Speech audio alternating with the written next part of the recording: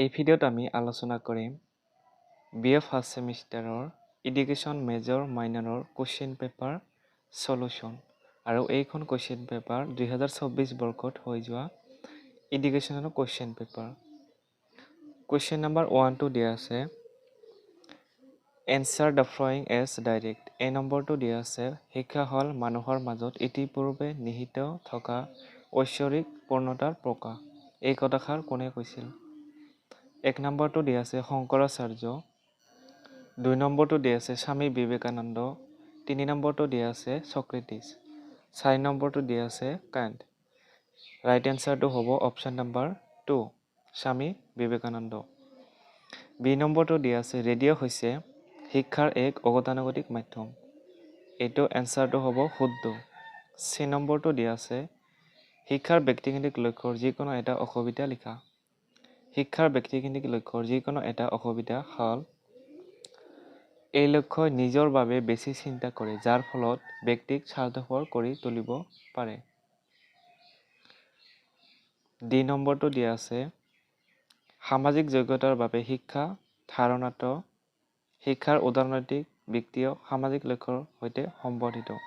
Correct এনচাৰটো হ'ব option 3 অৰ্থাৎ সামাজিক লক্ষ্যৰ সৈতে সম্বন্ধিত। ই নম্বৰটো দিয়া আছে বৰ্তমান পাঠ্যক্ৰমৰ এটা আসোঁৱাহ হ'ল। আসোঁৱাহ মানে হৈছে সমস্যা। বৰ্তমান পাঠ্যক্ৰমৰ এটা সমস্যা বা আসোঁৱাহ হ'ল ই বাস্তৱ জীৱনৰ লগত জড়িত নহয়। বৰ্তমানৰ পাঠ্যক্ৰম ব্যৱস্থাটো বাস্তৱ জীৱনৰ লগত জড়িত নহয়।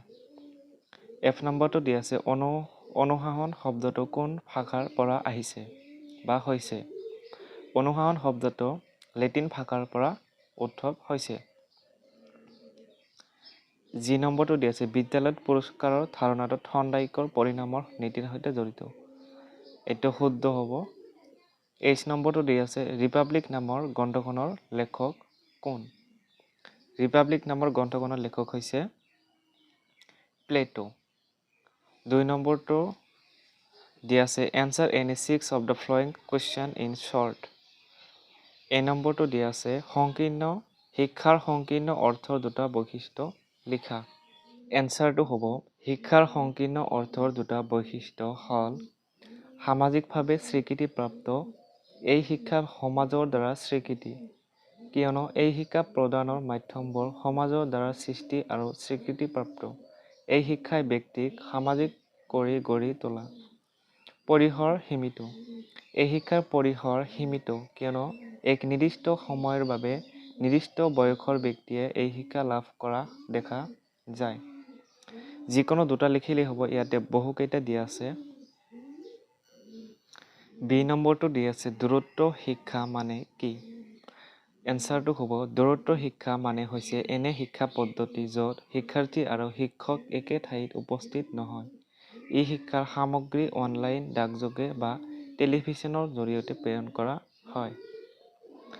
চি নম্বৰটো দিয়া আছে কৰ্মকেন্দ্ৰিক পাঠ্যক্ৰমৰ বিষয়ে লিখা। এনচাৰটো হ'ব কৰ্মকেন্দ্ৰিক পাঠ্যক্ৰম হৈছে এনে পাঠ্যক্ৰম য'ত শিক্ষাৰ্থীক হস্তকৌশল বা বাস্তৱ পৰিস্থিতিৰ কাম-কাজৰ যোগেদি শিক্ষা গ্ৰহণ কৰিবলৈ উৎসাহিত কৰা হয়। অনুশাসনৰ বহল অৰ্থৰ বিষয়ে লিখা। এনচাৰটো হ'ব অনুশাসনৰ বহল অৰ্থ হৈছে আত্মসংযম, দায়িত্ববোধ আৰু আনৰ প্ৰতি সন্মান দেখুৱাই ব্যক্তিগত আৰু সামাজিক লক্ষ্য পূৰণৰ বাবে শৃংখলাবদ্ধ আচৰণ। ই নম্বৰটো দিয়া আছে শিক্ষাৰ সামাজিক লক্ষ্যৰ বিষয়ে চমুকৈ লিখা। এনচাৰটো হ'ব শিক্ষাৰ সামাজিক লক্ষ্য হৈছে এনে ব্যক্তি গঢ়ি তোলা যি সমাজৰ বাবে সক্ৰিয়ভাৱে অৱদান আগবঢ়াব পাৰে। এফ নম্বৰটো দিয়া আছে গণতান্ত্ৰিক শিক্ষাৰ যিকোনো এটা শিক্ষাদান পদ্ধতিৰ বিষয়ে লিখা। এনচাৰটো হ'ব গণতান্ত্ৰিক শিক্ষাৰ শিক্ষাদান পদ্ধতিৰ মাজত আলোচনামূলক পদ্ধতি অতি গুৰুত্বপূৰ্ণ।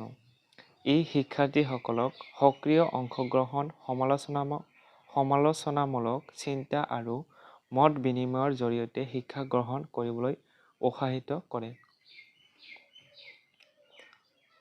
যি নম্বৰটো দিয়া আছে শিক্ষাৰ সুনাগৰিকত্বৰ লক্ষ্যৰ যিকোনো দুটা সুবিধা লিখা। সুনাগৰিকত্বৰ লক্ষ্যৰ সুবিধাসমূহ হ'ল ব্যক্তিসকলৰ দায়িত্ববোধ আৰু সামাজিক সেৱাৰ মানসিকতা বৃদ্ধি কৰে, গণতন্ত্ৰৰ বাবে সজাগ আৰু সক্ৰিয় নাগৰিক গঢ়ি তোলে। ২৩ নম্বৰটো দি আছে পাঠ্যক্ৰমৰ যিকোনো দুটা নিৰ্ধাৰক লিখা। পাঠ্যক্ৰমৰ নিৰ্ধাৰক যিকোনো দুটা হ'ল সামাজিক প্ৰয়োজন আৰু মূল্যবোধ, শিক্ষাৰ্থীৰ মনোবৈজ্ঞানিক দিশ। আই নম্বৰটো দি আছে মুক্ত অনুশাসন কি? এনচাৰটো হ'ব মুক্ত অনুশাসন হৈছে এনে শিক্ষা পদ্ধতি য'ত শিক্ষাৰ্থীক নিজ অভিজ্ঞতা আৰু আগ্ৰহৰ ভিত্তিত নিজে সিদ্ধান্ত ল'বলৈ আৰু শিক্ষা গ্ৰহণৰ পথ নিৰ্ধাৰণ কৰিবলৈ সুযোগ দিয়া হয়।